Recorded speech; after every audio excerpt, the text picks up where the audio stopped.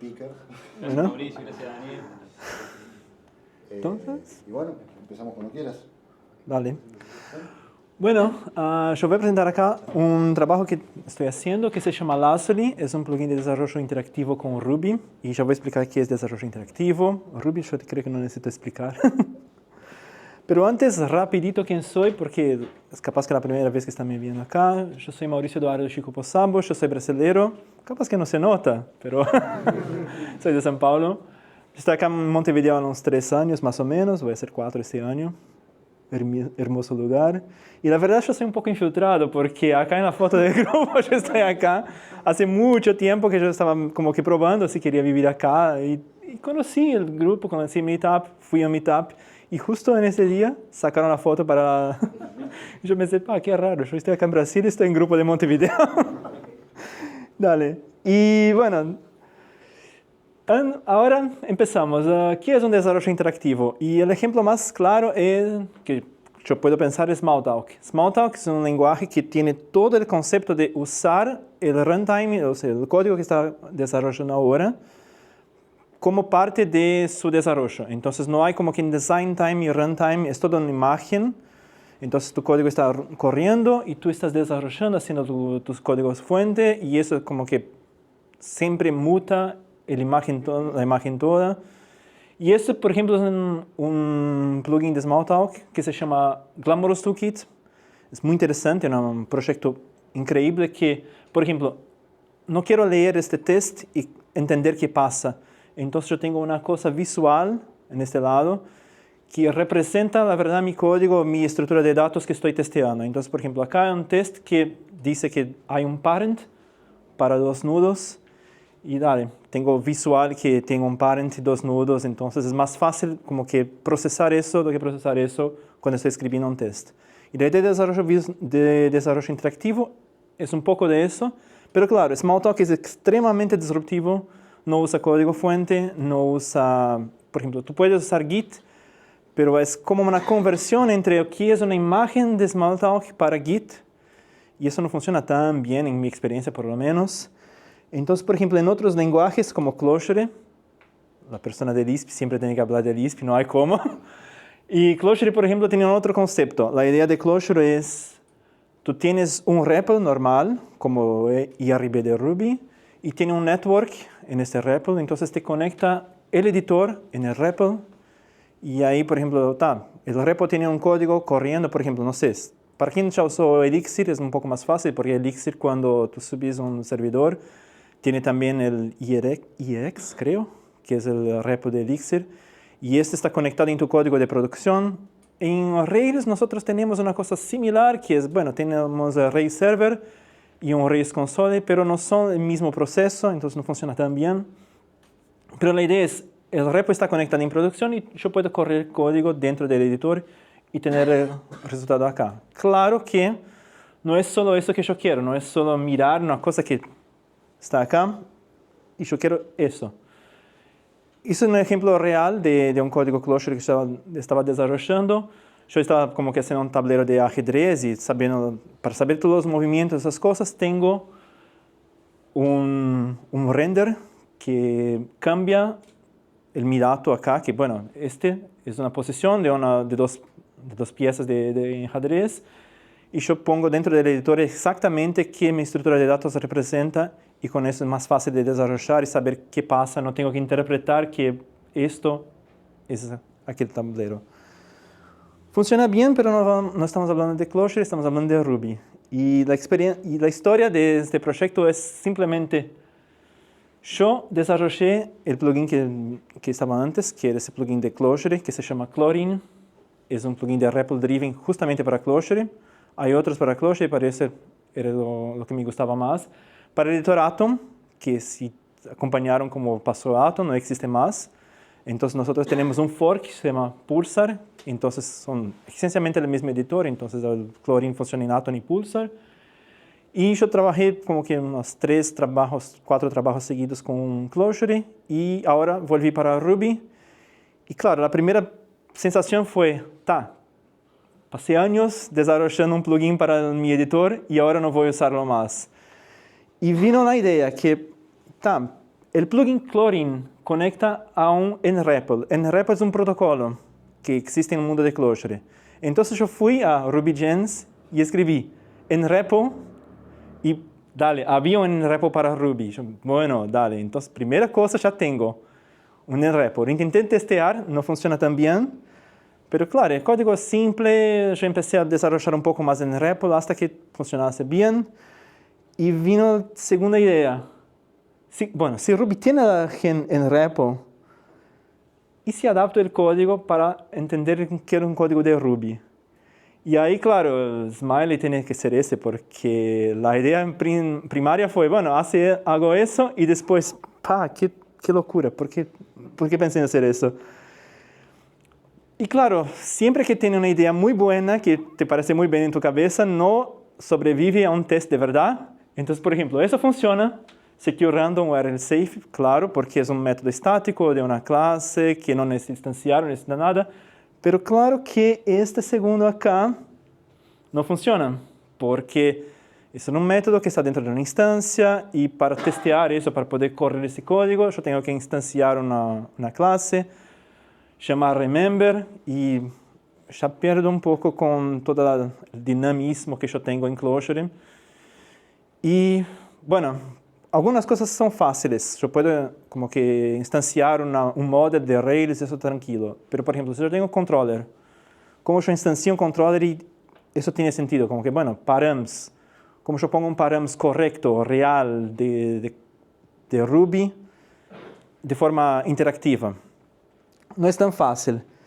Pero, y eso fue increíble porque yo tuve que usar HAS en producción, Ruby tiene unas cosas para hacer tracing de su código, que es más o menos, tú registras unos callbacks en el interpretador con una clase que se llama TracePoint, es una cosa nueva de Ruby 3, antes era como que setTraceFunction, que era un todo o nada, ahora puedo elegir lo que quiero hacer tracing, que es muy bueno. Y la idea fue esa, yo tengo mi Ruby App corriendo en producción. Si es un Rails, o sea, Ruby App es un Rails. Y yo pongo un servidor en REPL conectado a la Ruby App. Entonces, mismo proceso. Claro, si tengo Puma, eso no funciona, tiene que ser Webbrick, por enquanto. Yo estoy trabajando en eso también. Pero porque la idea es que tiene que ser el mismo proceso, mismas threads y usar el mismo interpretador. Y con TracePoint yo puedo hacer lo que yo llamé de watchpoints. Entonces yo interactúo con la aplicación. Cada método que la aplicación llama, yo tengo un tracepoint. Mi tracepoint tiene binding, que es el objeto de Ruby. Y yo puedo crear esos watchpoints. ¿Qué son esas cosas? Yo llamé el watchpoint de un contexto. Por ejemplo, si yo llamé un método, yo mantengo acá en el lado de nREPL, en el lado de Ruby, todo el contexto acerca de aquella llamada del método. Que es una cosa como que todas las variables locales, métodos, parámetros del método están en este watchpoint.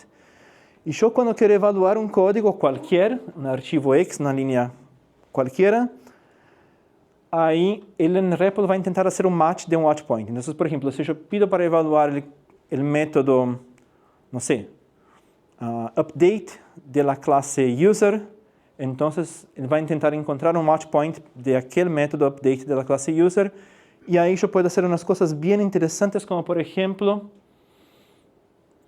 este es el plugin, esta cara de plugin. Entonces, yo pensé en eso. Puse unas setas acá. Dale, los tracepoints son la primera cosa. Tracepoint es una representación de qué pasó con la aplicación cuando interactué con ella de forma como que temporal, así, como que una cosa después de la otra.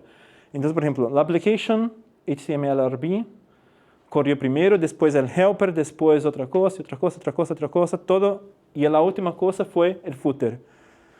Tiene sentido, claro, que el footer es la última cosa. Y si clico, por ejemplo, en cualquiera uno de esos, me abre el editor en la línea columna correcta. Columna no, porque TracePoint no me da la columna. Y los watchpoints son básicamente esos que están abajo de tracing. Entonces, para ese método tengo un watchpoint allá, para ese otro método tengo ese otro watchpoint. Yo puedo crear watchpoints de forma manual, que es una cosa interesante también, porque, por ejemplo, a veces yo estoy haciendo un loop dentro de un montón de datos, entonces yo puedo decir, bueno, tiene un watch point dentro del loop, entonces puedo también saber como que cada elemento intermediario, no todos los elementos, pero en general lo trace ya funciona muy bien. Y cuando yo tengo un watch point para un método, yo puedo hacer una cosa como esa, evaluar el current user, y él me dice que, bueno, yo tengo un current user en mi clase. Y eso, imagínate cómo interesante eso cuando está desarrollando y debugueando una cosa que no tiene ni idea qué pasa. Porque yo sé qué mi aplicación corrió, cuáles son los métodos que la aplicación llamó, incluso lo que está dentro del método. Y con una estructura así de árbol, que eso va a cambiar, capaz que en la versión futura, porque para quien conoce Ruby, sabe que cualquier persona puede como que sobreescribir la forma como un objeto renderiza en el console. Y hoy yo intento como que parsear lo que eso genera. Yo tuve un caso muy interesante que parseaba un SQL y, bueno, él entendía que era una llave valor porque había un igual en un momento, entonces yo tenía mitad de una SQL como llave, mitad de un valor, eso no está correcto. Entonces capaz que voy a cambiar eso, pero esa es la idea, como que funciona más o menos bien para, no sé, 80% de los casos. Y claro, eso funciona no solo para clases, como también para Vue. Entonces, por ejemplo, acá yo estoy evaluando link to delete y me dice que eso va a generar un link to delete. Si yo tengo un watch point, claro, si no tengo watch point, yo tengo que interactuar con la aplicación para renderizar aquel Vue. Pero también interesante porque Micropost existe, yo puedo mirar qué tiene Micropost, qué es eso. Esta es una aplicación de ejemplo, ¿tá? Que yo sé, no tiene nada sencillo acá. Helpers también. La gente que conoce Ruby sabe que no puedo instanciar un helper, pero como tengo un watch point, eso significa que este helper fue como que incluido, extendido en algún lugar, y por eso, claro, se renderizó alguna cosa, llamó estos métodos, y acá yo tengo también un watch point para eso, tengo todos los datos, todo el contexto de la aplicación acá. Y un otro punto también es que Evaluate no es solo para usar línea por línea, pero Evaluate entiende el código de Ruby. Eso es una cosa bien complicada porque Ruby es bien difícil de parsear y tenemos que pensar que yo estoy haciendo el parsing en código que estoy escribiendo ahora. Es decir, el código puede estar incorrecto, no puedo usar, por ejemplo, Ruby Prism porque no va a aceptar un Ruby incompleto. Entonces estoy haciendo otro parser que se llama TreeSitter, que básicamente es el parser que un montón de editores usan para hacer syntax highlighting. Y bueno, si yo pongo mi cursor acá en user, él va a evaluar solo @user, porque estoy en esa línea. Pero si yo pongo un cursor en la línea de abajo, ¿qué pasa? Que yo parseo que microposts no está completo, .microposts. Eso no es solo o que quiero renderizar. Yo quiero probablemente correr @user.microposts. Y entonces él evalúa @user.microposts igual la última parte acá, que paginate. Mira que el resultado es diferente. Uno es Association Collection Proxy, otro es Association Relation. Entonces yo sé, eso es interesante cuando tienen como que un pipeline de algunas cosas y el último acá rompió con algún error. Porque yo puedo, bueno, ¿qué pasó acá? ¿Qué pasó acá? ¿Qué pasó acá? Y la última, bueno, acá estaba nulo, y por eso que la última está nula y tira un error o una cosa así. Y claro que la renderización de árbol funciona en este caso también. Como que Micropost es un Active Record Association, pero es como que si fuera un array. Entonces yo puedo abrir el micropost, abrir el array, abrir el micropost y tengo todos los datos acerca del micropost. Bueno para inspeccionar que tengo y no simplemente tener una string gigantesca que, bueno, no tiene nada. Es difícil de parsear y es difícil visualmente mirar qué pasa. Y claro que WatchPoint no funciona solo para eso, funciona para autocomplete. Porque si yo puedo evaluar un código, yo puedo evaluar user.methods. Y entonces mi autocomplete semántico, incluso no, como que métodos que vienen de Rails, que son totalmente dinámicos, autocomplete va a capturar, porque, bueno, si está en .methods, Lasso le va a capturar. Y acá son métodos privativos también, que tienen un color distinto, pero solo para decir que existen y están acá. Y, claro, otras cosas que el SCP soporta, que el Audacity soporta también, GoToDefinition. De nuevo, usa el mismo contexto de watchpoints, porque si yo tengo un watchpoint, yo sé o qué es @user. Entonces yo tengo el método. Por suerte, Ruby tiene método source location, entonces yo sé dónde vino este método y puedo abrir el editor en donde vino el método. Pero eso no era suficiente para mí porque una cosa que existe en el mundo Clojure, que yo sentía mucha falta en el mundo Ruby, es que la metaprogramación de Ruby te dice, bueno, este método fue definido de forma dinámica por un framework Rails, por ejemplo, y el método sourceLocation te manda para el framework Rails. Y Clojure es un poco distinto con esto porque si defines de una cosa dinámica, él te dice, bueno, definiste en la forma dinámica acá en este archivo, entonces es acá sourceLocation. Y entonces, claro que yo elegí implementar eso. Yo, básicamente, cuando se inicia en REPL, el protocolo, el REPL, yo empiezo a escuchar el hook de method defined e intento como que hacer un match de, si yo tengo acá un user.microposts, bueno, y quiero saber de dónde vino micropost, va a enviar para hasManyMicroposts. Y yo hago eso como, con un hook de method defined, yo puedo buscar el stack trace del hook y decir, bueno, eso está dentro de framework Rails. Pero, ¿quién llamó este framework Rails? Bueno, un otro archivo. ¿Y quién llamó ese archivo? Hasta llegar a una cosa que es parte de mi aplicación, es parte de mi directorio, que no está dentro de la instalación de Ruby, y ahí, bueno, dale, entonces ese archivo capaz que fue lo que generó microposts.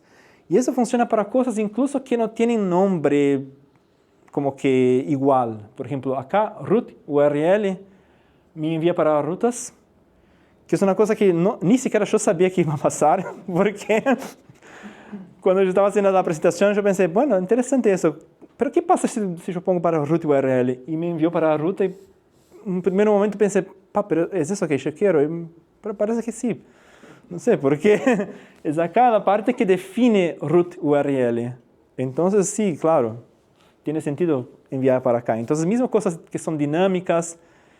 De nuevo, el proyecto tiene como que 5 meses, Lazuli. Entonces hay unas situaciones medio raras. Por ejemplo, bueno, yo hice un require y eso definió un montón de cosas dinámicas.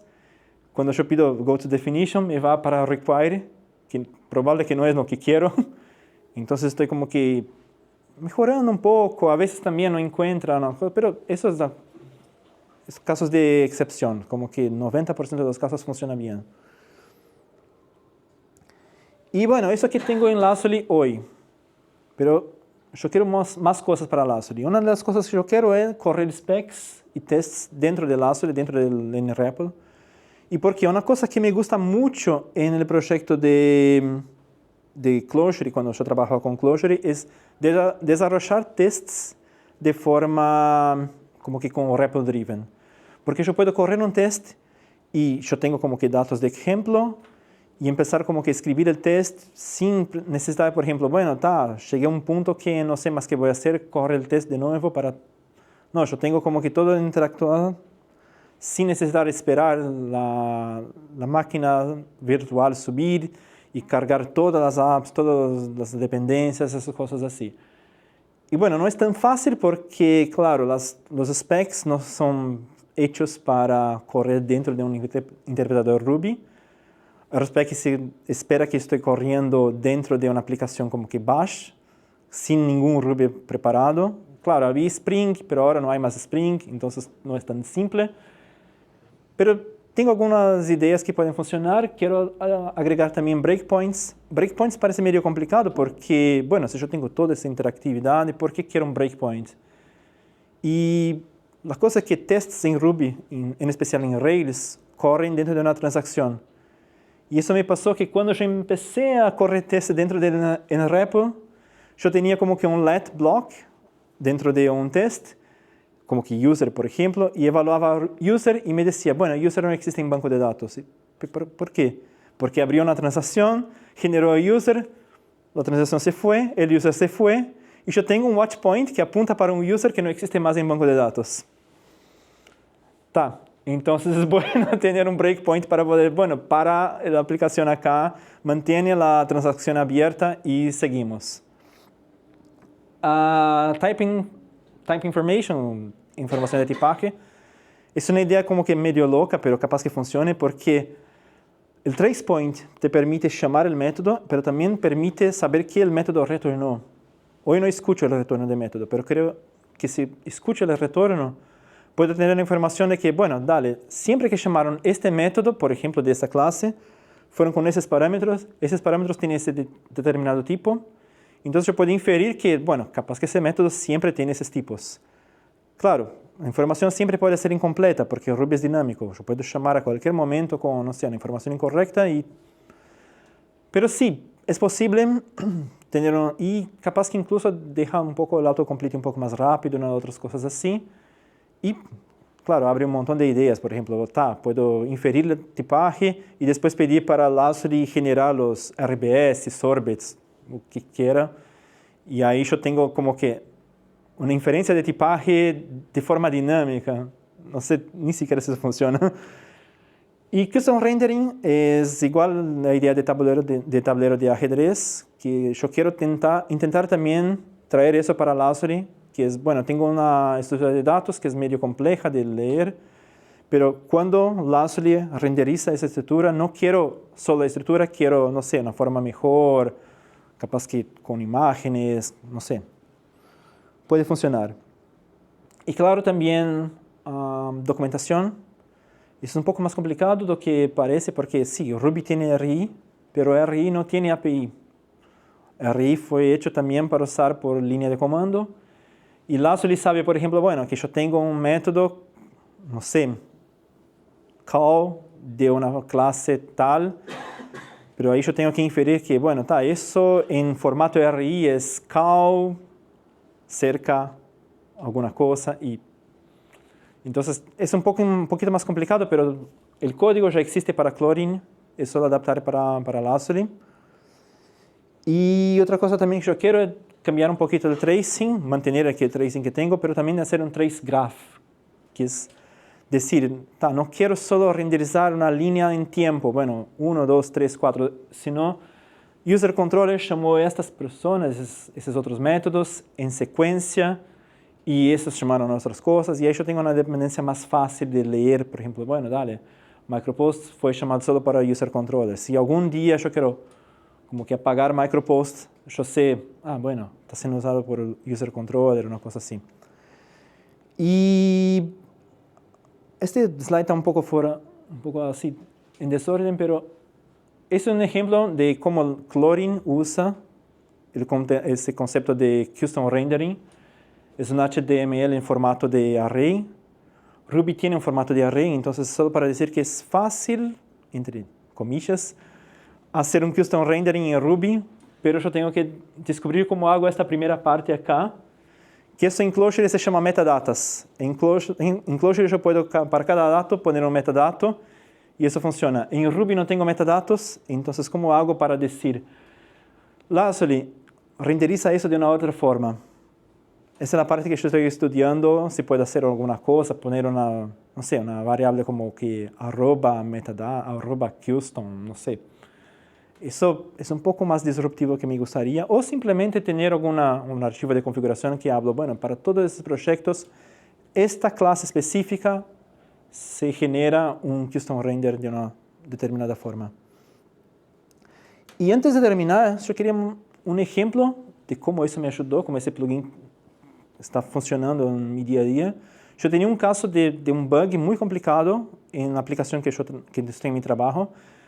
Nosotros sabemos que cuando Rails tira un error, tiene esa pantalla hermosa acá, roja, que dice, alguna cosa pasó. Y me pasó que en mi trabajo hubo un momento que yo cometí un error y este fue el error que me tiró, que no tiene nada que ver con la pantalla de Ruby, de Rails. Pensé, ¿qué me pasó? Esa claro, ya es cómo llegué al problema, porque como envié para la persona de Rails, para las personas de Rails, como yo hice el bug fix, porque siempre que se hace un Rails syntax error, Rails tiene algún problema y no puede renderizar la página.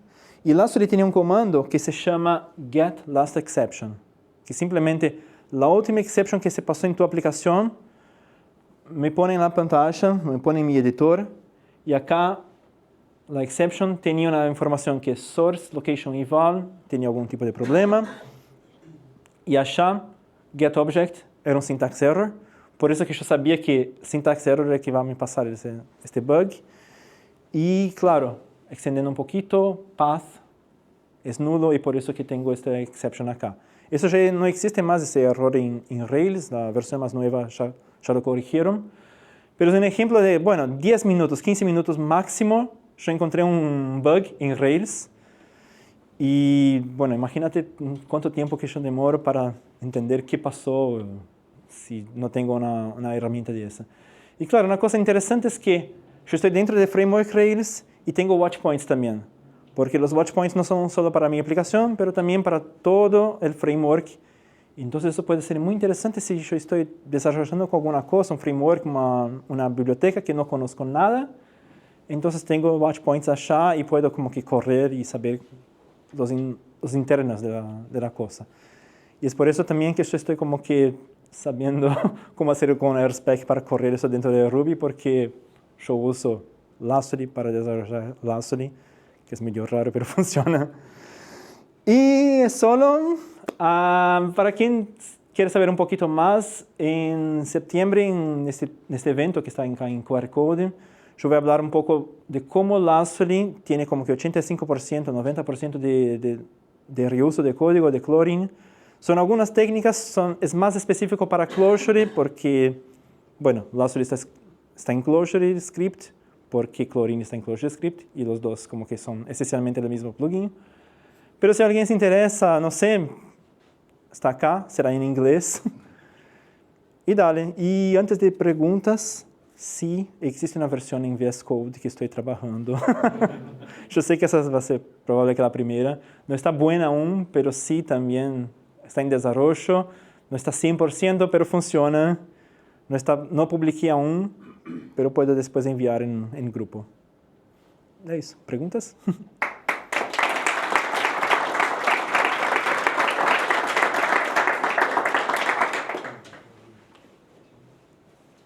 Una consulta que no me quedó del todo claro, pero me imagino cómo funciona el watch. O sea, vos si querés inspeccionar alguna variable o alguna línea de tu código, ahí vas al último watch point que generaste para esa ejecución, para esa línea. Ele sempre genera um watch point por método. Então, por exemplo, se eu tenho um método, chamei o método de alguma maneira na minha aplicação, aí a variável está já disponível no watch point. Claro, pero vos lo llamaste, tuviste una request de tu servidor, Sí. al controller, por ejemplo, y esa request terminó. Yo después voy a mi editor de texto y quiero ver el detalle o inspeccionar alguna variable en ese controller. Ahí si hago clic en mi editor, me lleva a esa última request que se hizo. Sim. Ahí se generó el watch point. Exacto. Perfecto. E eu posso como que buscar parâmetros, essas coisas todas. Lo otro que quería preguntar es cómo repercute esto en la performance de tu entorno de desarrollo local. Si todos esos watch points, imagino que si ya te considera todo el código de Rails también, ¿cómo escala eso en memoria? Essa é uma boa pergunta porque eu não senti nenhuma diferença em meu desenvolvimento local. E isso eu falo porque eu tenho que usar Webbrick, aún não está hecho para ter Puma, pero não senti diferença nenhuma, assim como que em questão de memória, nada. Capaz que sim, se é uma aplicação muito grande, sentís alguma coisa. Pero, por exemplo, eu testei com aquele Discourse, o fórum. Discourse é uma aplicação grande. Eu tive que como que não usar uns certos tracings, mas só porque o Discord tem uma coisa bem complicada que para cada request, cada coisa que haces, envia uma informação para redes de telemetria, uma coisa assim. E isso que dava como que mis watch points quedavam todo o tempo, redes, então eu lo saquei, pero só para não poluir mi editor, porque de performance mesmo não senti nada. Sí. Gracias. Y hay una opción también de apagar los watch points. A ver si termino de entender cómo es la arquitectura. O sea, yo normalmente, para desarrollar sin Lazuli, simplemente levanto el servidor de Rails y hago request y hago algún cambio en el código, hago un nuevo request, etcétera, etcétera, y el código se recarga todo el tiempo en el server. Sí. ¿Cuál sería la diferencia en el proceso aquí? Yo tengo que, además de levantar mi server, tengo que levantar Lazuli. Puedes poner un initializer en Rails que sube Lazuli solo. Ok. Y ahí... Lazuli es un proceso en Clojure que corre... Lazuli es un servidor en REPL, un servidor como que network, dentro de Ruby. Dentro de Ruby. En REPL. Lazuli es un plugin que corre en la aplicación, en Pulsar o VS Code. Y ese está en ClojureScript, que se genera un JavaScript y ahí es el lenguaje. Lazuli entonces corre en el editor, en el proceso del editor. En el proceso de Ruby. El Lazuli es plugin. Entonces, el proceso Ruby sube un network REPL, que es ese tal de REPL, y una puerta cualquiera.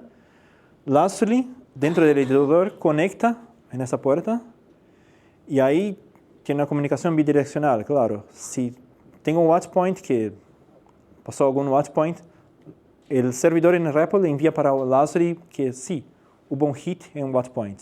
Si yo quiero correr alguna cosa, evaluar alguna cosa, el editor envía para en REPL, quiere evaluar alguna cosa en ese archivo en línea y el proceso de Ruby me vuelta para Lazuli una información que, bueno, ese es el resultado con esos datos. Pero el desarrollo es igual. Así como que si quiero... Yo puedo usar Lazuli solo para autocompletar y no tengo nada de diferencia. Y la única cosa que va a subir es en REPL, pero el impacto es muy pequeño porque es solo un network que se comunica con los datos. Y ya que estás hablando de eso, en NREPL no guarda estado. Lo único que hace es transmitir lo que está pasando en ese momento dado en el tiempo. Guarda los watch points. Guarda todos los watch points. Todos los watch points. ¿Y cuánto viven esos watch points? Bueno, para siempre. Ese es un punto que yo quiero cambiar. Porque hoy hay dos maneras de se apagar un watch point. Uno es que si yo evalué un código, si yo interactué con la aplicación y se sobrescribe el watch point, entonces se apaga el anterior y sobrescribe con el nuevo.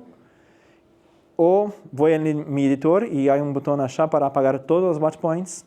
Yo quiero ahora también hacer como que uno por uno, porque todos es un poco exagerado. Que puedo apagar todos los watch points de un archivo específico.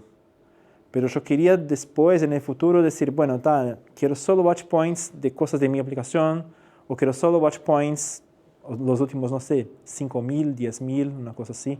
Parece un número grande, pero... Pero están en memoria, ¿verdad? Están en memoria. Vos cerrás el proceso de Rails y ya está. Sí, cerró el proceso, ya está. No. La cosa de telemetría es una cosa que yo odio de una forma que no tienes idea. La primera cosa que nosotros hicimos cuando hicimos el fork de Atom fue arrancar toda la telemetría que existía y dejar todo local, porque eso no. Todo local. Incluso el watch point no sale de NREPL. Cuando yo evalúo una cosa en Lazuli, por ejemplo, yo envío para NREPL. NREPL simplemente usa watch points de la forma como que, tengo un archivo, no sé, user.arriba. En la línea 10, el watch point más cercano es de la línea 8. Bueno, entonces el watch point tenía una variable binding. Entonces evaluate con este binding y solo. No hay nada que... El editor ni siquiera sabe qué es binding, esas cosas así, y el watch point mantiene en REPL. Una pregunta volviendo a lo de Diego. O sea, es una gema, ¿no? Sí, es una gema. Se levanta, pero después del lado del editor de VS Code yo no uso, pero creaste una extension o Sí. uso una extension genérica. Yo tengo una extension, sí. Es una extension y esa usa ese estándar, ahora no me sale el nombre. En el REPL. En REPL. Es un... Pensé que usaba otra que permitía usar cualquier editor. No sé cómo es el nombre. Eso. La verdad, sí. Yo no cambié mucho del protocolo en REPL. NREPL es un protocolo que surgió en el mundo de Clojure. Entonces, por ejemplo, si, en teoría, yo no testé eso, pero en teoría, cualquier cosa que se conecta a una cosa Clojure se conectaría a una cosa de NREPL de Lazuli. Igual, en teoría. No voy a decir que eso funciona. Claro, el watchpoint funciona porque, de nuevo, watchpoint sigue en el lado del NREPL, pero tú no sabrás en el lado de editor si cuántos watchpoints se tiene, cuáles los tracings, si hay un watchpoint para aquel lugar o no. Y hay también unas cosas, por ejemplo, watchpoint es por línea. Yo quiero cambiar eso también para poner por clase, método, porque es un poco más fácil y un poco más seguro, pero es por línea hoy. Y es un poco complicado porque, dale, si yo cambio mi código, por ejemplo, tengo un método de 3 líneas y siguiendo un método de 5 líneas, y yo empiezo a digitar el método de 3 líneas, un montón de cosas hasta que ultrapase las 5 líneas de watchpoint. A veces el editor no consigue como que actualizar bien y yo empiezo a usar watchpoint del método incorrecto donde estoy. Por eso incluso que yo, la primera cosa que hice fue apagar todos los watchpoints actuales y poder generar nuevo porque 5 meses, no está perfecto. ¿Y cuánto demora eso? ¿Apagar todo y regenerar? No, son como que segundos así. Apagar todo es prácticamente instantáneo, así yo pulso allá y ya se fue. Y porque la verdad es un request que simplemente va a ser como que un delete, como que @watchpoint.delete, nombre del archivo. Entonces así, súper rápido. Y ahí, claro, garbage collector de Ruby se encarga de apagar todo que está en memoria. Y después interactuar con la aplicación como que genera de nuevo automático, no tiene mucho. Si queremos probarlo, ¿dónde tenemos que ir? ¿Qué tenemos que instalar? Pulsar y seguir las informaciones de la documentación allá del plugin. El plugin allá tiene, es relativamente fácil, pero si tú generas, por ejemplo, un archivo NREPL, initializer de Rails, y pones lá como que NREPL server spawn, eso ya va a generar un NREPL para ti en Rails. Claro, de nuevo tienes que subir con WebRick, la parte que estoy... Si alguien quiere me ayudar con eso, por favor, me ayude porque es difícil. Pero sí, solo eso, instalar Pulsar y Lazuli y ya está, como que ya puede usar. Me faltó la URL de Lazuli, ¿de dónde lo bajo? Lazuli... Gema nomás. Lazuli es una gema, Lazuli NREPL es una gema. Okay.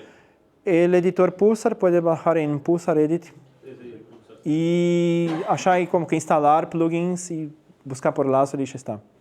Y en la extensión tienes que ponerle localhost 3000 en algún lado. ¿Cómo sabe que este código es de este servidor? Cuando quieres conectar, te aparece una cosa así, con localhost y la puerta.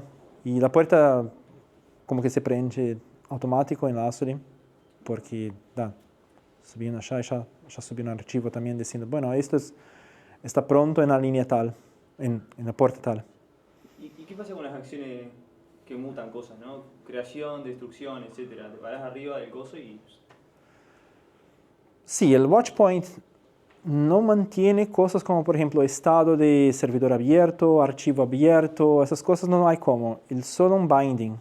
Entonces, por ejemplo, si yo tengo un watchpoint en un lugar que usa como que @user y después tiene un destroy, @user va a mantener el user que tenía antes de destruir. Si yo pongo @user.reload, por ejemplo, eso te va a tirar un error de user not found porque no existe más. Pero es solo una cosa de mantener las variables locales que estaban en memoria en aquel momento. Entonces así, no hay cómo mantener también todo así, claro. Es solo binding. No sé si conoce la punto binding de Ruby, por ejemplo. Es un objeto que mantiene todo estado de variables locales y contexto y self y esas cosas así en aquel momento en tu código. Es eso que yo mantengo en watchpoint. Watchpoint es en general exactamente igual a binding. Yo solo llamé de watchpoint porque pensé, bueno, capaz que en el futuro quiero una cosa más, entonces es bueno tener un nombre distinto. O capaz que quiero hacer una versión de Python, ahí Python no tiene binding, la gente de Python va a se confundir, entonces está, un nombre genérico. Bueno, Muchas gracias. muchas gracias. Aquí.